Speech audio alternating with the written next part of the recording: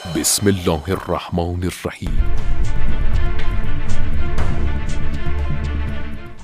السلام علیکم ورحمۃ اللہ۔ خمس نکالنے کے لیے بیوہ یا شوہردار ہونے کی شرائط نہیں ہے۔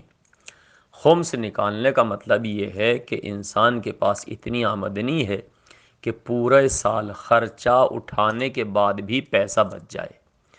جو پیسہ پورے سال کے خرچ اٹھانے کے بعد بچ رہا ہے اس بچت پر خمس واجب ہے، چاہے یہ خاتون شوہردار ہوں یا بیوہ ہوں یا حتیٰ یتیم بچہ کیوں نہ ہو۔ اگر اس کی آمدنی کے اضافہ پیسہ بچ رہا ہے خرچ کے بعد تو سب پر خمس واجب ہے، ہر مکلف شخص پر جس پر تکلیف شرعی واجب ہے، یعنی وہ یتیم سے مراد یہ کہ بالغ ہو چکا ہے، عورت بیوہ ہے، اپنا تمام کی تمام شرائط اس پر واجب ہیں، تو ان میں سے خمس بھی واجب ہے۔